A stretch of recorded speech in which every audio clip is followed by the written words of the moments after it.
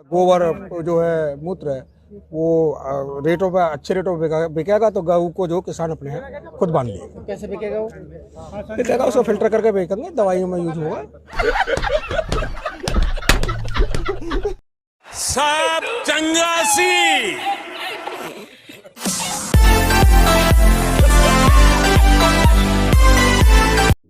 सबसे पहले बात करते हैं कर्नाटक हाई कोर्ट का हिजाब विवाद पर आया फैसला के बारे में। कर्नाटक हाई कोर्ट ने इस विवाद पर अपना फैसला सुनाते हुए ये कहा है कि इस्लाम धर्म में हिजाब पहनना ज़रूरी नहीं है। यानी कि आसान शब्दों में अगर समझें तो इस्लाम धर्म में जिस तरह से रोज़ा रखना, नमाज़ पढ़ना, हज करना ज़रूरी है, उस तरह से हिजाब पहनना ज़रूरी नहीं है। ऐसा मेरा नहीं, कर्नाटक हाई कोर्ट का पहनना इस्लाम में ज़रूरी नहीं। और आप देखिए उसके बाद हिजाब विवाद में सभी याचिका जो है वो खारिज कर दी गई है जल्दी जल्दी। यानी कि कुल मिलाकर अब कर्नाटक के उस स्कूल और कॉलेजेस में जहां पर स्कूल या कॉलेज का यूनिफॉर्म पहनना ज़रूरी है, वहां पर हिजाब पहनकर कोई भी स्टूडेंट्स नहीं जा सकता है। उन्हें अब जो है वो दो चीज़ में एक चीज़ करना होगा, या फिर बिना हिजाब के स्कूल या कॉलेज जाना होगा, या फिर उस स्कूल या कॉलेज को छोड़ देना होगा। हालांकि इस मामले पर यह भी खबर आ रहा है कि हिजाब के जो पक्षधर थे उन्होंने इस हाई कोर्ट के फैसले को सुप्रीम कोर्ट में चैलेंज करने का सोचा है। सुप्रीम कोर्ट के chief justice of supreme court ने यह कहा है कि इस मामले का लिस्टिंग जो है वो होली वेकेशंस के बाद करेंगे। अगली खबर है पाकिस्तान से जुड़ा हुआ, जहां पर भारत का एक मिसाइल रख रखाव के दौरान गलती से फायर हो गया और वो सीधा जाके गिरा पाकिस्तान में। The government of India has said that a missile was fired accidentally from the Indian side into an area in Pakistan earlier this week. क्या कर रहे हैं यार? मजाक है क्या? हालांकि पाकिस्तान में जब इसको लेकर शोर शराबा हुआ कि तुम लोग फिर से मिसाइल इधर छोड़ने लगा, तो इंडियन डिफेंस मिनिस्ट्री ने सफाई देते हुए ये कहा कि दरअसल वो रख रखाव के दौरान गलती से फायर हो गया है और उधर जाके माफ करना क्वेश्चन नहीं तो उधर निकल जाते। तो ऐसा भी लग रहा है जैसे मिसाइल को जो वो सिखा के रखा गया है कि अगर भविष्य में तुम लोग कभी गलती से फायर भी हो जाओ तो इधर उधर कहीं नहीं, सीधा जाके पाकिस्तान में ही गिरना है। इस घटना के बाद पाकिस्तान के प्रधानमंत्री इमरान खान भी एक फाइटर जेट में जो है वो बैठकर पोज देते हुए, आपने सबसे पहले घबराना नहीं है। इस पूरे मामले पर देश के रक्षा मंत्री राजनाथ सिंह जी ने संसद में अपना बयान। मिसाइल यूनिट के रूटीन मेंटेनेंस और इंस्ट्रक्शन के दौरान शाम को लगभग 7 बजे दुर्घटनावश एक मिसाइल रिलीज हो गई। बाद में ज्ञात हुआ कि यह मिसाइल पाकिस्तान के क्षेत्र में जाकर गिरी। यह घटना खेदजनक है। अगली जो खबर है वो हाल ही में रिलीज हुई फिल्म द कश्मीर फाइल से जुड़ी हुई है, जिसको लेकर इन दिनों पूरे देश भर में काफ़ी चर्चा हो रही है। दरअसल ये जो पूरी फिल्म है वो जो कश्मीरी पंडित जो पलायन किए थे उसके ऊपर ये बेस्ड है। लेकिन इस फिल्म को लेकर सबसे पहले विवाद तब शुरू हुआ जब खबर ये आया कि द कपिल शर्मा शो ने इस फिल्म को प्रमोट करने से इनकार कर दिया है। हालांकि बाद में कपिल शर्मा ने इस बात को लेकर सफाई भी दिया कि ऐसी कोई बात नहीं है, लेकिन फिर धीरे धीरे ये पूरा फिल्म जो है वो सियासत रूप इख्तियार कर लिया। जब कपिल शर्मा शो ने इस फिल्म को प्रमोट करने से मना कर दिया तो इस मूवी के टीम ने इस फिल्म को जो है वो डायरेक्ट देश के प्रधानमंत्री मोदी जी से ही प्रमोट। मैं क्या करूं, फिर जॉब छोड़ दूं? ये मूवी जो है वो कश्मीरी पंडितों को लेकर सालों पहले जो जख्म था, सूख चुका हुआ जख्म को ये ताज़ा करने का काम कर रहा है। हालांकि अच्छी बात है, इतिहास जो है वो बताया जाना चाहिए, लेकिन इस पर बिल्कुल भी सियासत नहीं होनी चाहिए जो कि पूरी हो रही है।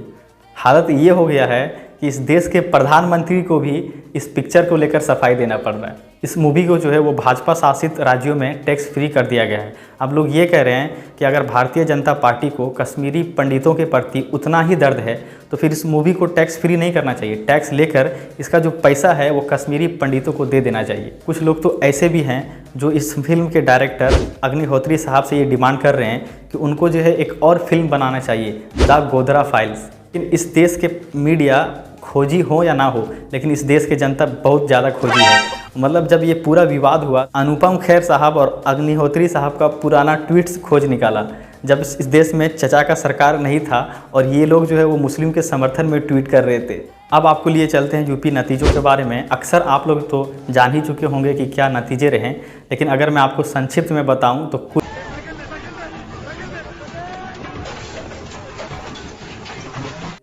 ये नतीजे रहे। अब पता नहीं ये अफवाह कौन फैला रहा है कि उत्तर प्रदेश में कांग्रेस पार्टी के जो 2 विधायक जीते हुए हैं उनको जो है वो देखने के लिए टिकट लगेगा।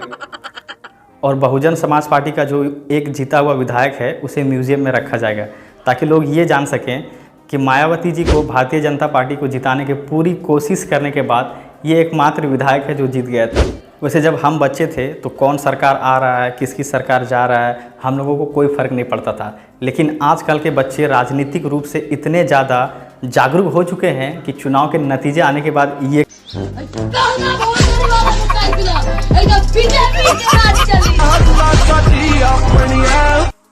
अब बीजेपी जब दोबारा सत्ता में आ गई है तो लोग अब ये सवाल करने लगे हैं कि जो आवारा पशु हैं जिससे सबसे ज़्यादा किसान परेशान हैं, उसको लेकर जो है वो बीजेपी की विज़न क्या होगा।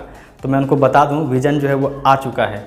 गौमूत्र और जो गोबर है उसे सस्ते रेट पर बेचा जाएगा और उसको फिल्टर करके उसका दवा। और जो हमारे आदरणीय मोदी जी ने कहा है कि जो उनका गऊ है, गऊ का गोबर जो है, मूत्र है, वो रेटों पर अच्छे रेटों पर बिकेगा, तो गऊ को जो किसान अपने हैं खुद बांध दिए। कैसे बिकेगा वो? बिकेगा, उसको फिल्टर करके बेचेंगे, दवाइयों में यूज होगा।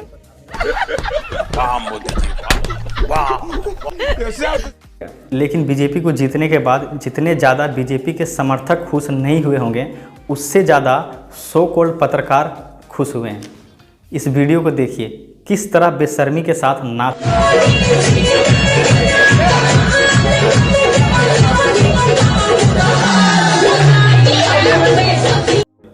जो लोग एक पार्टी विशेष को जीतने पर इस तरह से नाच रहे हों, उनसे आप निष्पक्ष पत्रकारिता की उम्मीद कैसे कर सकते हैं। पिछला सप्ताह पूरा गोदी मीडिया के ही नाम रहा। कोई जो है वो लेट कर पुशअप्स मार कर एग्जिट पोल। अब तीसरी सीट को जीतते जीतते जीतते जीतते कांग्रेस पार्टी को दिक्कत हो रही है। मतलब हाँ, ये कर लो पहले। कोई नाच नाच कर चुनाव के नतीजे बता रहा है, कोई सामान बेच रहा है। और इस पत्रकार महोदय से मिलिए, ये पत्रकार हैं, योगी जी के सामने एकदम नतमस्तक है, ने मतलब एकदम 45 डिग्री झुका हुआ है। हालांकि मामला जब ज़्यादा तूल पकड़ा तो इस पत्रकार महोदय ने सफाई दिया और उन्होंने अपना सफाई देते हुए कहा कि दरअसल मेरा कमर में जोड़ों का दर्द होने के कारण इससे और ज़्यादा मैं नहीं झुक सकता।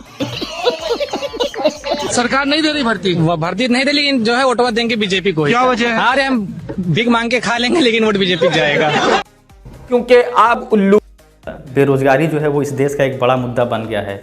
अब जो है वो देश का युवा मोदी से ये सवाल पूछना शुरू कर दिए हैं, कितने पढ़ने लिखने के बावजूद भी देश के युवाओं को नौकरी नहीं मिल रहा है। अब इस देश के युवा क्या, बर्तन साफ करना, पानी भरना, ओके, मजदूरी करना।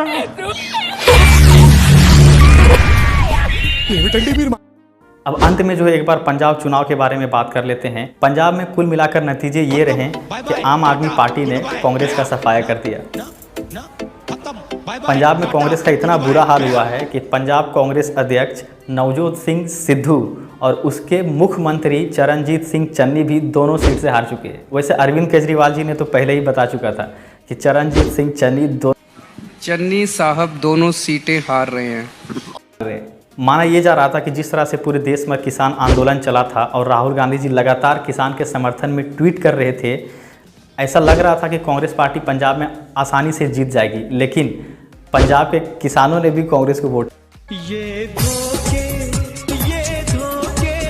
5 राज्यों में बुरी तरह से हारने के बाद कांग्रेस का CWC का मीटिंग बुलाया गया, जहां पर एक बार फिर राहुल गांधी जी को जो है वो कांग्रेस का अध्यक्ष बनाने की मांग तेज हो गई है। सोनिया गांधी जी 5 राज्यों में जो हारे हुए अध्यक्ष है उनका इस्तीफा मांगा है।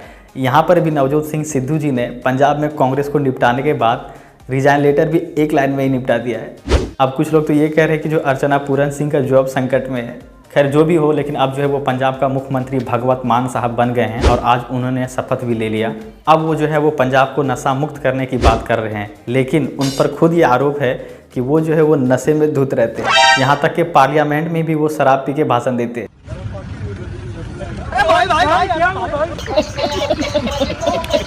सब चंगासी।